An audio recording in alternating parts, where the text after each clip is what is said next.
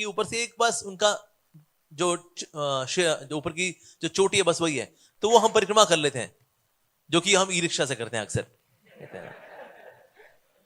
तो सोचिए गिरिराज जी का फुल फ्लेजेड ऊपर नजर आ रहे होते, फिर तो हमारा हो गया होगा। मतलब चलो बुजुर्ग लोग तो फिर भी ई रिक्शा में करें, समझ में आता होंगे, अब घुटने की ग्रीस खत्म हो चुकी है। लेकिन जो जवान लोग भी है ना, जिनकी ग्रीस है, उनकी भी ग्रीस थक जाती है। ये हमारे कलयुग के शरीर, जबरदस्त शरीर है हमारे, वाह क्या बात है। सो इस प्रकार से ये डायमेंशन है गिरिराज गोवर्धन जी की गोलोक वृंदावन के अंदर। तो उनके सैंपल रूप में यहां पर आते हैं। जब सैंपल रूप में भी थे तो भी गिरिराज जी की चोटियां इतनी ऊंची ऊंची थी कि सूर्यदेव जब परिक्रमा कर रहे होते हैं और उनके घोड़ों को जब प्यास लगती है, रथ में जब वो है अपने, तो उनकी घोड़ों प्यास लगती है, तो गोवर्धन में जो कहीं ऐसे वहां कूप बने हुए उसमें जल है, उतरते हैं, जल पीते हैं, आगे बढ़ जाते हैं। तो सोचिए कितनी ऊंची चोटियां होंगी। और भगवान श्री कृष्ण का जब उंगली का स्पर्श गिरिराज जी को मिला था, तो फिर सारे जितने वृक्ष इत्यादि थे, मान लो कहते हैं रोम रोम नाच उठे। तो रोम उठ जाते हैं ना, जिस तरह से उस समय जितने वृक्ष इत्यादि थे उठ गए थे। वो उठे तो ऐसे उठे कि इंद्र के लोक में भी कुछ वृक्ष निकल आए। कहता हमारे यहाँ तो पारिजात था, ये बीच में ये कौन सा वृक्ष निकल के आया है भाई, इतना सुंदर वृक्ष, अरे ऐसा कैसे। तो जाके ट्रैक किया, जीपीएस लगा के देखा, अरे ये तो गोवर्धन है। तो गोवर्धन जी की अगर चोटियां इतनी ऊंची ऊंची थी कि अगर स्वर को पेनिट्रेट करें और वहां पर इंद्र को भी दर्शन करा दें, तो सोचिए गोवर्धन जी का कितना ही ऐश्वर्य होगा। अरे तो वो सतयुग के टाइम से अब नीचे आते आते आते आते अब ऐसे अभी राज्य हमें उनकी बस चोटी से नजर आती है। That's it. जय श्री श्री राधा राधे रमन जी की जय, कृष्ण बलराम जी की जय, श्री गौनिताय की जय, जगन्नाथ बलदेव सुभद्रा मैया प्रभु सुदर्शन की जय, श्री प्रभुपाद की जय। तो सबने सुनी हो ये कथा, राइट, कि जिस प्रकार से अब ये गिरिराज जी तो यहां पर तो आ गए हैं, लेकिन जब यहां पर भी इस जगत के अंदर आने तो भला कैसे आएंगे। तो द्रोणाचल पर्वत की पत्नी के घर में भगवान प्रकट हुए, तो उनके पुत्र के रूप में उनको प्राप्त किया उन्होंने। और द्रोणाचल पर्वत के वैसे तो और भी कई पुत्र हुए, लेकिन सबसे अधिक प्रिय पुत्र थे गोवर्धन। तो जब पुलस्त्य मुनि उनके पास आए, उन्होंने कहा भाई आपके पास कोई बढ़िया सैंपल दिखाइए जिसमें हम साधना तपस्या इत्यादि कुछ कर सकें। तो बेटे को उन्होंने पीछे छुपा दिया, बाकी सैंपल दिखा रहे, कहते ये देखिए ये फिजी माउंटेन है, ये बहुत बढ़िया माउंटेन है, ये अरावली के पर्वत है, ये देखिए ये लेटेस्ट सैंपल है, एक बार इसकी ट्राई करके देखिए। मजा नहीं आ रहा, कुछ बढ़िया चीज दिखाइए एकदम। कहता बढ़िया आजकल देखिए यही है, यही चल रहे हैं आजकल, तो देखिए आप। अच्छा, तो फिर ना उनके पीछे नजर पड़ी, कहता नहीं ये पीछे आपने क्या छुपा के रखा है। कहता है वो कुछ नहीं, वो तो ऐसे ऐसे, वो तो कुछ नहीं कुछ नहीं। कहता ना दिखाई दिखाई दिखाई, अरे ये है असली। कहता अरे देख लिया गोवर्धन को, ये तो पुलिस वालों ने कहा मेरे को ये दे दीजिए, बाकी सैंपल आपके इतने कुछ खास नहीं, ये है दमदार, इसको लेके चलेंगे हम। तो अब गोवर्धन को लेके जा रहे हैं, तो उन्होंने कहा, गोवर्धन ने कहा ठीक है मेरे पिता की इच्छा के बिना आप लेके जा रहे हैं, तो लेकिन आप जहां एक बार रख देंगे फिर हम वहीं पे रह जाएंगे, फिर वहां से हम उठेंगे नहीं। कहता अरे चलो तो सही। अब उनका साउथ इंडिया में लेके जाने का प्लान था, वहां कहीं ना कहीं रखेंगे, वहां पर नेचुरल ब्यूटी है, वहां बीच में गोवर्धन को रख देंगे, बढ़िया रहेगा, अपना मस्त है। अब भगवान की योग माया ऐसी हुई, योग माया के प्रभाव में जैसे ही ब्रज के ऊपर से जा रहे थे, नेचर कॉल लगी, और इतने जोर से लगी कि वो खुद भी हैरान थे, हमने इतने दिनों से पानी पिया नहीं, नेचर कॉल कैसे लग गई भाई। या तो डकाडक पानी पिया हो, नेचुरोपैथी ले रहे हो, तो वो भी ऐसा, लेकिन ऐसा कुछ है नहीं, वो तो कभी गए नहीं नेचुरोपैथी पतंजलि इत्यादि, तो ये प्रेशर कैसे लग रहा है मेरे को। लेकिन प्रेशर जब जोर से लगा होता है, फिर तो भाई गुरु के आगे भी किनारे हो जाती है, शिष्य के, गुरुदेव मैं तो ये पूरा करके आ रहा हूं अभी। तो फिर वो रखा और जा करके ईजी होकर के आए, जब वापस आए तो गिरिराज को वापस उठा ना पाए, तो मिल गया श्राप गोवर्धन जी को पुलस्त्य मुनि से, कि मैं आपको श्राप देता हूं कि भाई आप यहीं पे रहोगे, उठ नहीं रहे ना आप। कहते हमने बोला था ना एक बार जहां रख दोगे तो फिर उठेंगे नहीं हम। तो फिर तो ठीक है, तो फिर श्राप है तुमको, ये लो मैं तुम्हें श्राप देता हूं कि तुम तिल के दाने के समान यहां पर हर पल धंसते रहो। कहा ओके ठीक है, जो हो गया हो गया। तो यानी कि जो गिरिराज जी वो जानते हैं कब कौन कहां क्या होना है, उनको पता है। तो ये बात है सत्युग की। अगला युग आया त्रेता युग। तो हनुमान जी ढूंढ रहे हैं, अब ये आदिवरा पुराण से आता है, ठीक है, पहला जो स्टोरी है दैट्स फ्रॉम गर्ग संहिता, ये सेकंड पार्ट है, दिस कम्स फ्रॉम आदिवरा पुराण। तो हनुमान जी ढूंढ रहे हैं कि कोई बड़ा पत्थर मिल जाए, क्या छोटे छोटे पत्थर लिख रहे हैं राम राम लिख करके, कि बड़ा पत्थर होगा सीधे लिखेंगे बड़ा सा राम, ठक्का मारेंगे पुल पूरा, और क्या। तो गोवर्धन जी को तो देखा ना, कहता है बढ़िया है, ये तो सीधे उठा के ऐसे रहेंगे, कहता है हो गया जो ब्रिज डन, हो जाओ सारे ब्रिजवासी एक पल के अंदर धम। अब उठाना चाहे हनुमान जी,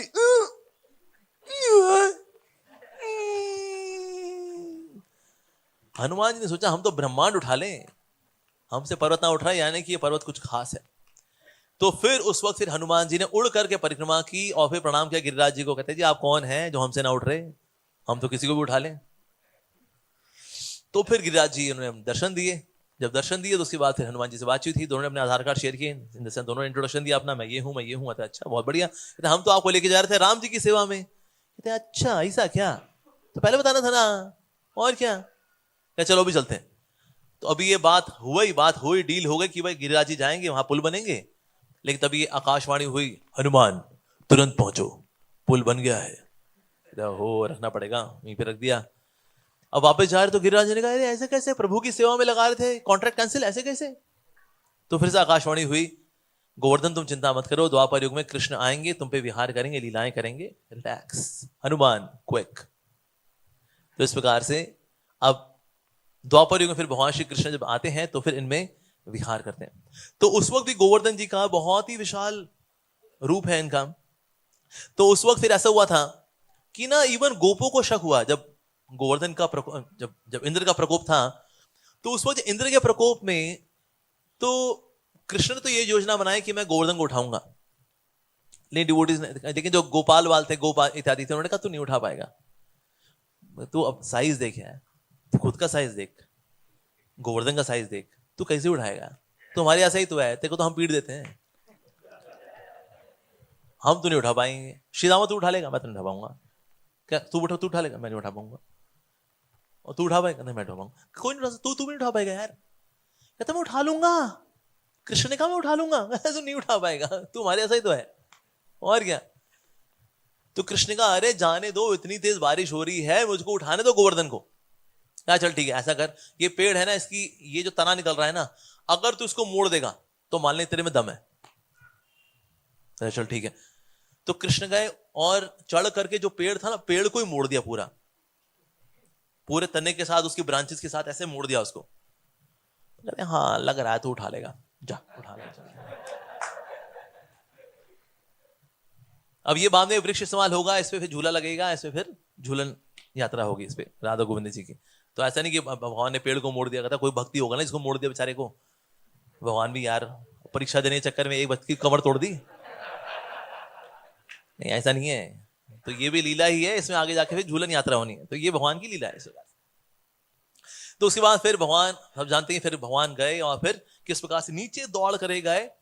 जैसे कि आपने देखा मेट्रो ट्रेन होती है ना, ऊपर जाती है, ऊपर जाके फिर अंडरग्राउंड चली जाती है। कहते ले भाई ये कौन सी लाइन है अब, ऐसे ही होता है। जब राजीव चौक में पहुंचती है मेट्रो, ऐसे नीचे चली जाती है। तो कृष्ण भी दौड़ते दौड़ते दौड़ते अंदर ही चले गए, और अंदर दौड़ रहे हैं अब पृथ्वी के अंदर दौड़ते दौड़ते दौड़ते जब एकदम जीपीएस में आगे ना कि अब तो एकदम गोवर्धन के नीचे ही है, तो वहां से निकल आए तो उनके स्पर्श से ही गोवर्धन इतने आनंदित हो गए, अरे अद्भुत। तो गोवर्धन ने फिर उनको एक सीटिंग प्लेस भी दी, भाई मेहमान आए हैं, सोफा तो बनता है। तो फिर गिरिराज जी ने फिर अपना ही एक सोफा निकाल के दिया, जिसपे कृष्ण चढ़े हुए हैं और गिरिराज जी को उठाया हुआ है।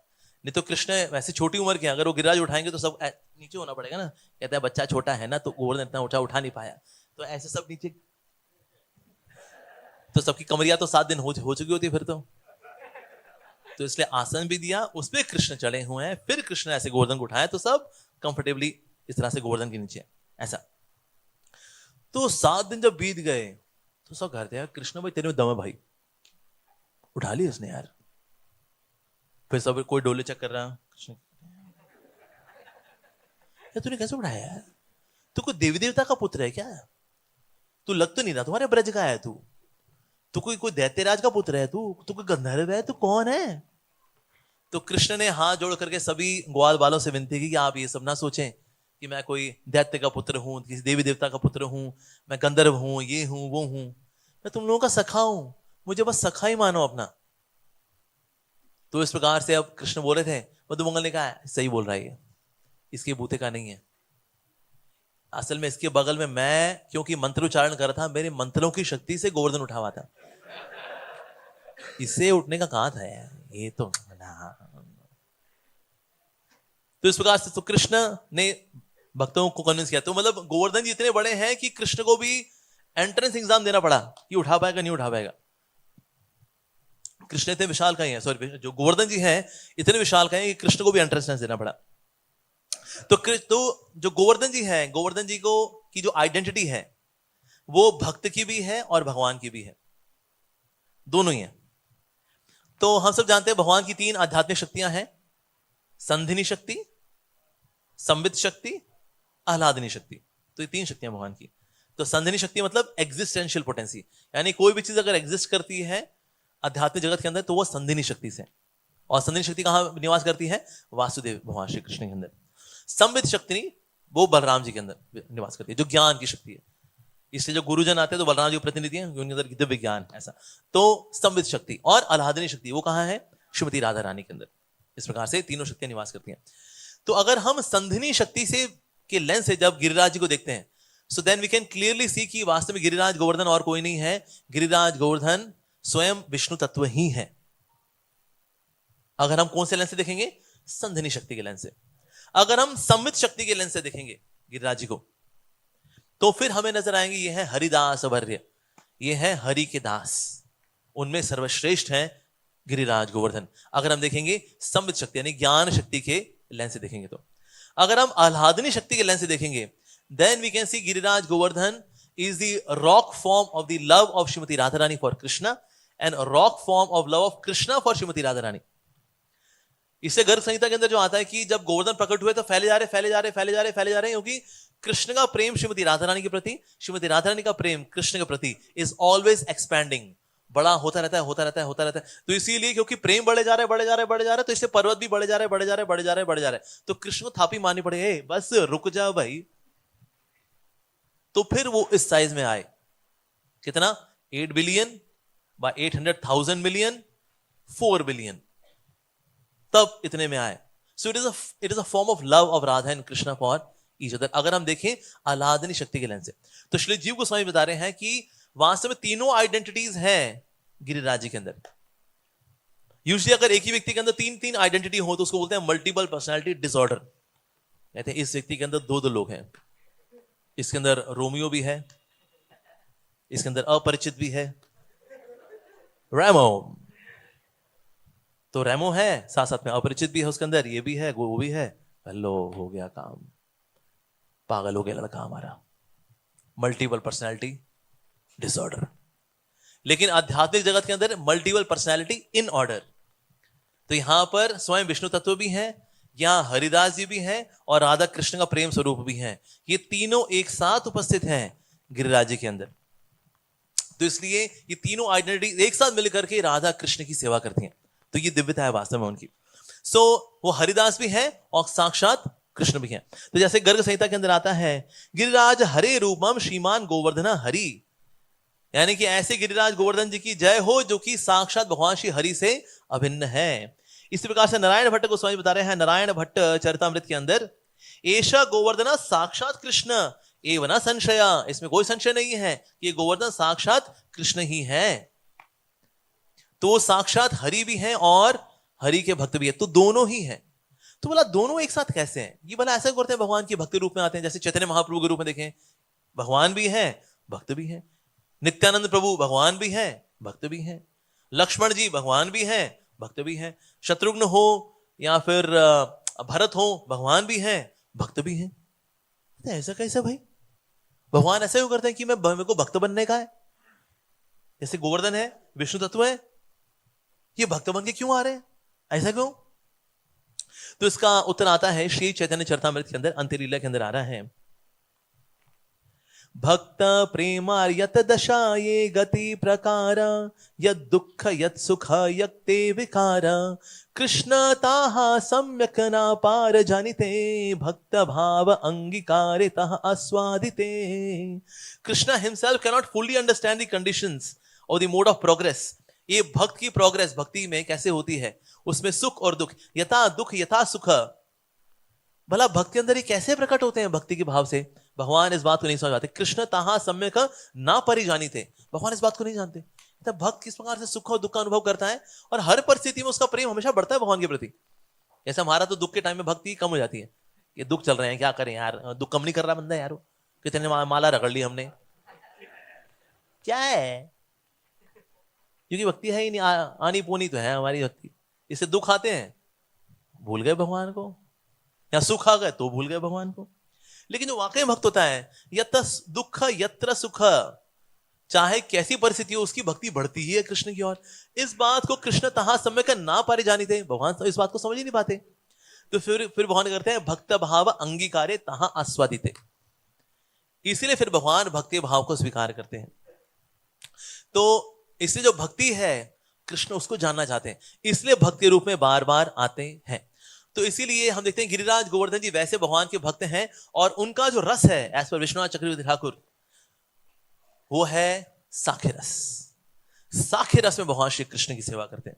सब जानते हैं दास्य रस भी है, राइट, शांत रस भी है, साखे रस भी है, शांत रस है, दास्य रस है, साखे रस है, वात्सल्य रस है, माधुर्य रस है, सारे रस इत्यादि हैं, और सारे रसों की सेवा करते हैं हालांकि गिरिराज गोवर्धन जी, लेकिन उनका खुद का जो रस है भगवान के साथ वो है साखे रस। तो साखे रस में भगवान की सेवा करते हैं। साथ ही गिरिराज गोवर्धन जी के लिए भगवान श्री कृष्ण चैतन्य महाप्रभु स्वयं बताते हैं, प्रभु कहे ए शीला कृष्ण विग्रह इहार सेवा कर तुम्हें करी आग्रह।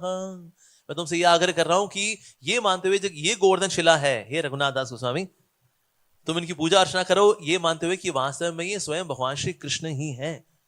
तो इसलिए हमें आदर सम्मान ऐसे देना चाहिए मानो ये स्वयं भगवान श्री कृष्ण ही है, लेकिन साथ ही उनकी महिमा इस रूप में भी देखनी चाहिए कि ये है हरिदास वर्य। दोनों ही हमें एक साथ देखने चाहिए, लेकिन हमें ज्यादा क्या देखना चाहिए, किस रूप में देखें, हरिदास वर्य।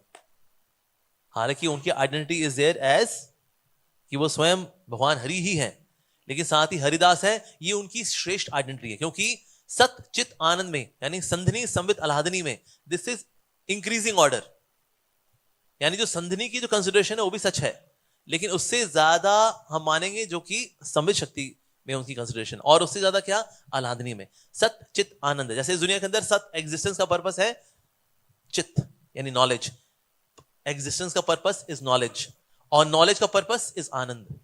तो सत चित आनंद, तो संधनी संबित आह्लादनी, तो ये इंक्रीजिंग ऑर्डर है। इसीलिए हम ये तो मानते हैं कि गिरिराज जी स्वयं भगवान है, लेकिन साथ साथ में इससे ऊपर की जो मान्यता है जो भक्त लेके चलते हैं, जिसे हम पूजा करते हैं, ये मानते हुए कि वो भगवान के भक्त हैं।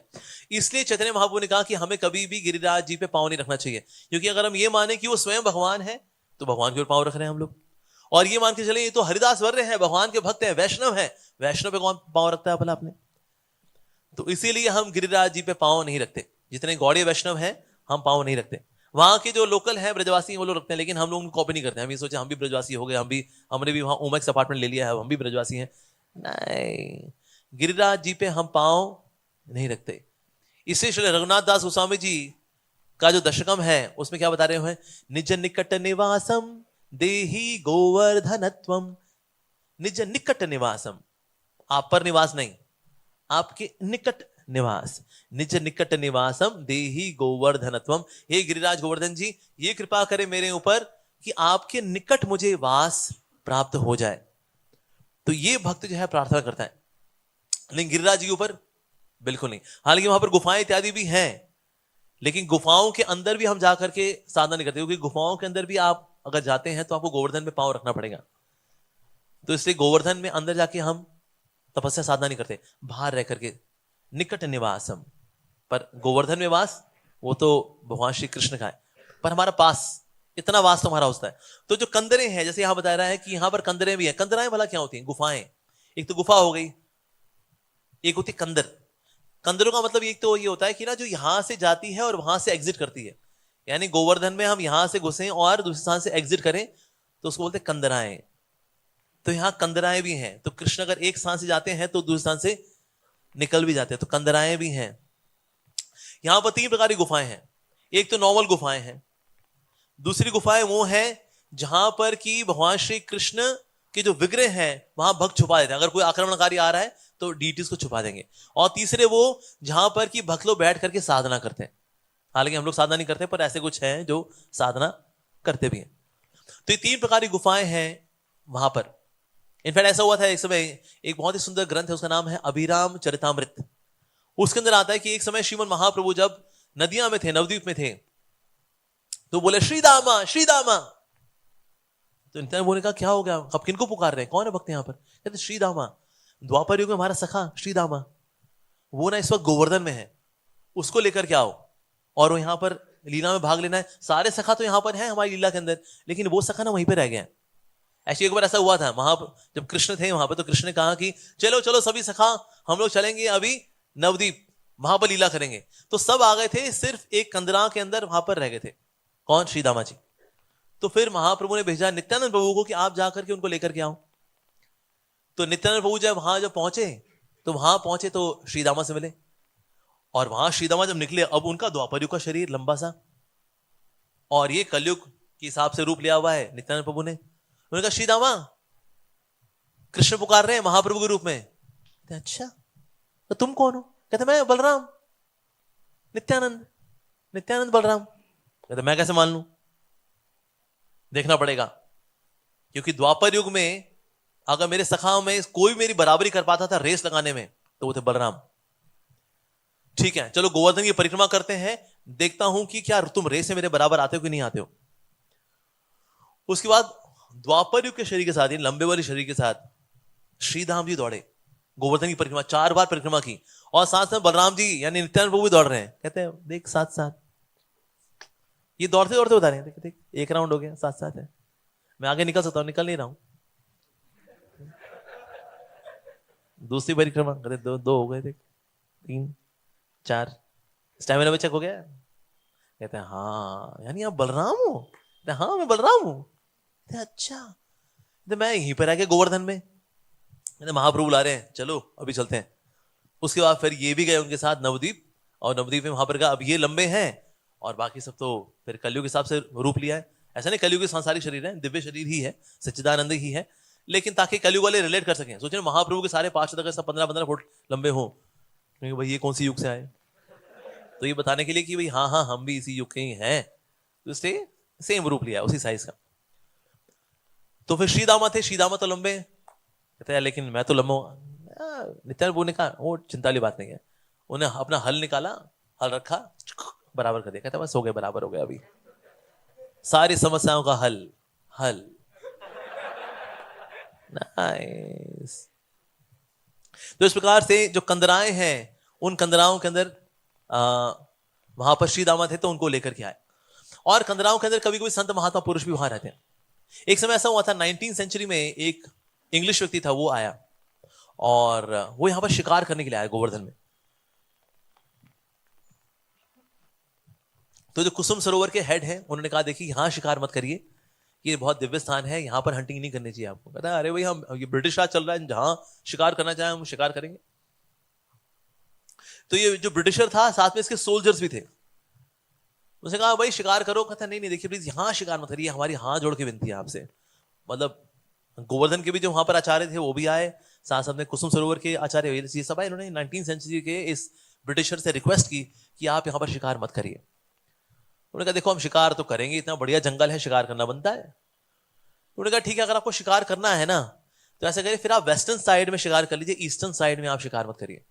कहा चलो ठीक है 50% डिस्काउंट ही सही, नो प्रॉब्लम। अब ईस्टर्न बैंक में यहां देखा यहां पर कोई जानवर है ही नहीं, ढूंढ मारा, बंदूक के साथ ढूंढते रह गए, कोई है ही नहीं यहां पर। कहता ये तो बदमाशी कर दी इन लोगों ने। कहता हमें कहता वेस्टर्न बैंक में कर लो, यहां तो कोई है ही नहीं जानवर।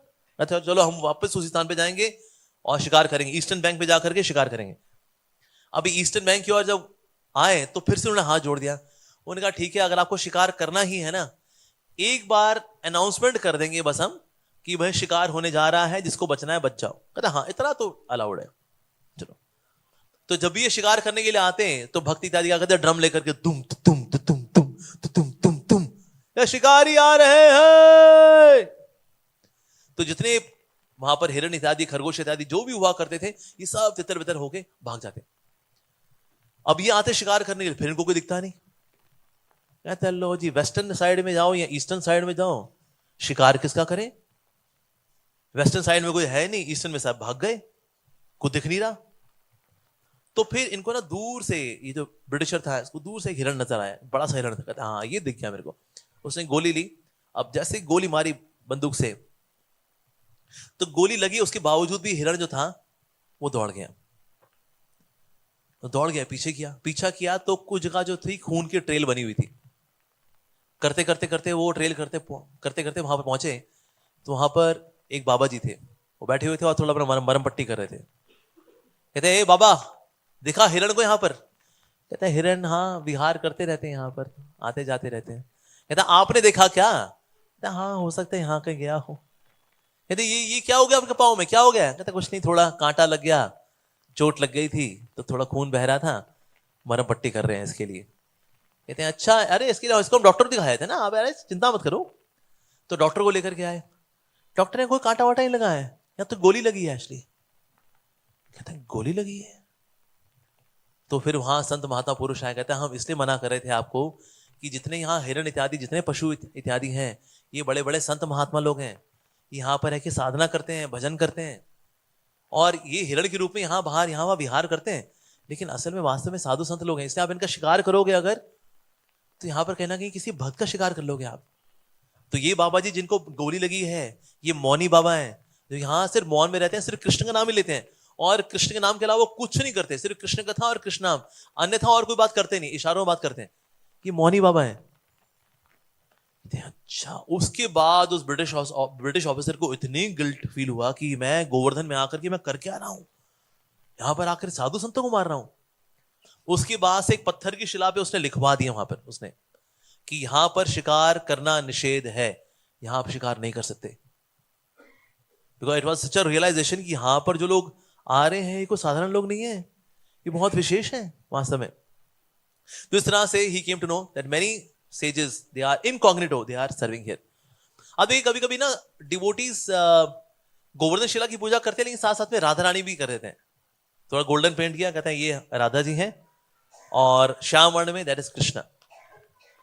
तो क्या वो राधा शिला है, या कई बार समझे देयर इज बलराम शिला, या फिर सिर्फ एक गोवर्धन मतलब सिर्फ कृष्णा? तो क्या लेके चलना चाहिए? तो एक पक्ष डिवोटी तो ये बोलते हैं, देखिए सब विष्णु तत्व है, तो इसलिए सिर्फ कृष्ण ही है, ये लेके चलना चाहिए। तो कुछ बोलते हैं नहीं नहीं, दोनों ही हैं। शिलाएं तो कैसी हो सकती हैं, क्यों एको बहुनाम युविददाति कामान, भगवान चाहे तो एक रूप में से विविध रूप प्रकट कर सकते हैं।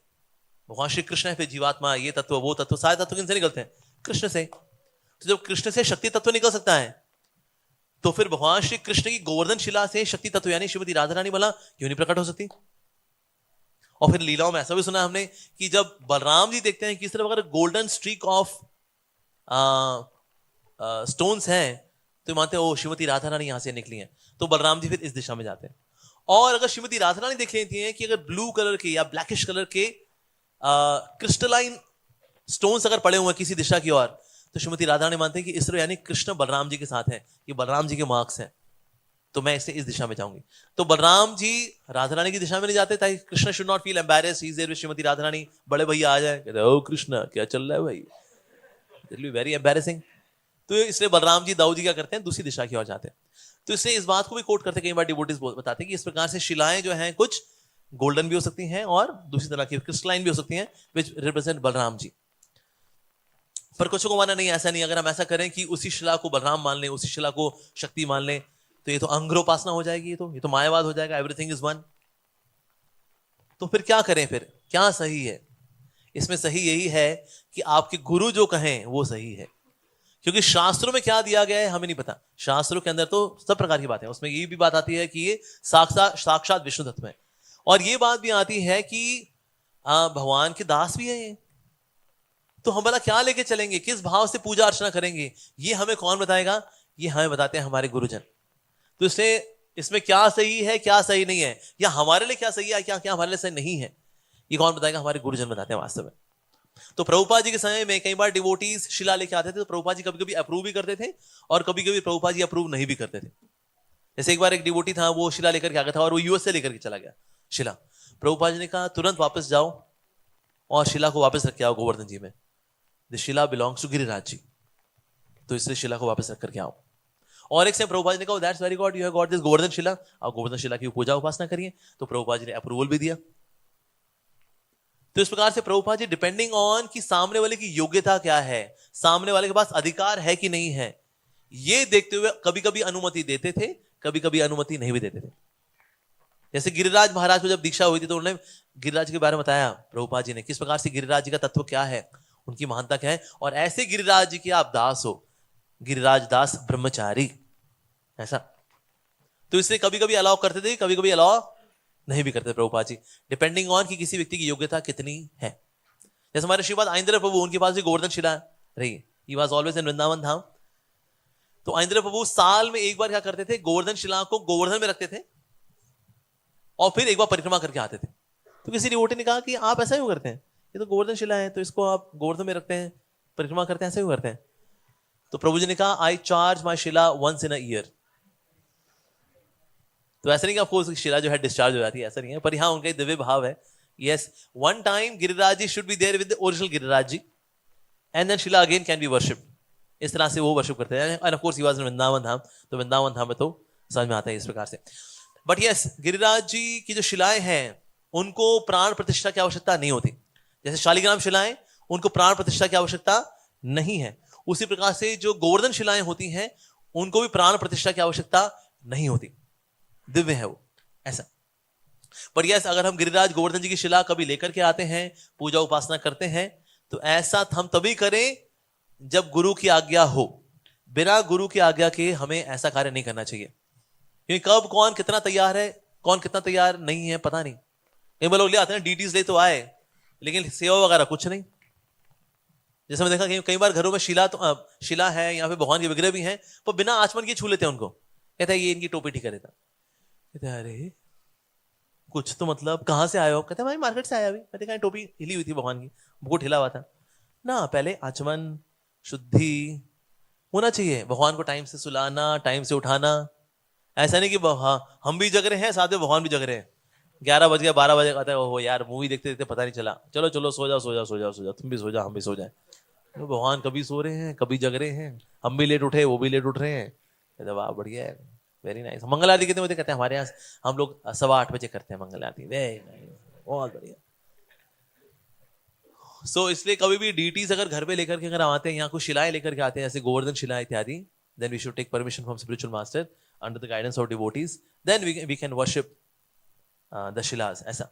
But yes, Giriraj Govardhan ji is absolutely divine, और कलयुग को जो रोक करके रखे हुए हैं वो भी गिरिराज जी ही हैं। जब तक ब्रजरज है, जब तक यमुना मैया है, जब तक गिरिराज गोवर्धन जी हैं, कलयुग अपनी पूरी पोटेंसी में नहीं आ पा रहा। इसे हम देख रहे हैं कि आज ही मंदिर बन रहे हैं, बुक डिस्ट्रीब्यूशन हो रहा है, लोग भक्त बन रहे हैं, दीक्षा शिक्षा हो रही है, कलयुग है जबकि ये तो ऐसा क्यों? ये कलयुग का टाइम है, पूरी फुल फोर्स से क्यों नहीं आ पा रहा वो? क्योंकि गोवर्धन जी ने रोक के रखा है। गोवर्धन जी को देख करके वो दूर रहता है, कलयुग कहता है बस एक बार आप जाओ फिर देखो इनका मैं बताता हूँ अच्छे से, नहीं जब तक आप हो ना मेरी बैंड बज जाएगी मैं आया तो। इसलिए तो कलयुग भी पूरे प्रभाव में नहीं आ पा रहा, why? Because of Giriraj Govardhan. तो ऐसे गोवर्धन यानी जो गौएं हैं उनका वर्धन करने वाले हैं, उनको सेटिस्फाई करने वाले हैं। कृष्ण और उनकी जो सखा हैं, गोपियां इत्यादि हैं, जितने भक्त इत्यादि हैं, व्रजवासी हैं, इनके गो यानी इनकी इंद्रियों में का पोषण करने वाले हैं गिरिराज गोवर्धन। तो ऐसे गिरिराज गोवर्धन जी का आज हम गोवर्धन पूजा भी करेंगे, राइट? तो इसलिए बहुत ही स्पेशल फेस्टिवल है, सारे मंदिरों में मनाया जाता है, तो आप सब आमंत्रित हैं। तो आज जो कृष्ण कथा का ये तो फर्स्ट पार्ट था, इसका सेकंड पार्ट आज तो अभी हमने आपको बताया, it is the aamukh, it is the introduction. The real nectar is going to come by 11 o'clock, 11 बजे, by His grace मुरली कृष्ण प्रभु जी।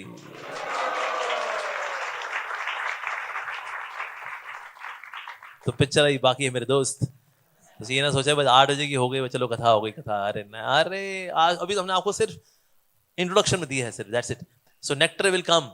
तो गोवर्धन जी के ऊपर अष्टकम लेंगे, कौन सा लेंगे? गोवर्धन दशकम है, तो दशकम उसको समझाएंगे प्रभु जी, एक एक शब्द को, एक एक लाइन को बताएंगे आपको 11 बजे right? 11 o'clock. So please kindly be there for very very special katha by His grace मुरली कृष्ण प्रभु जी। हरि बोल। गिरिराज गोवर्धन जी महाराज की जय, गिरिराज धरण की जय, बोलो गिरिराज महाराज की जय, गोवर्धन पूजा महामहोत्सव की जय, जगत गुरु श्रील प्रभुपाद की जय। तो वैसे गोवर्धन लीला हमने पहले यहाँ बताई हुई है, 2 बार बताई हुई है, तो इसलिए मैंने आज गोवर्धन लीला नहीं ली। सिर्फ गोवर्धन जी को लेकर के बाकी कुछ जो तथ्य हैं उनको हमने आपके सामने रखने का प्रयास किया। हरे कृष्णा।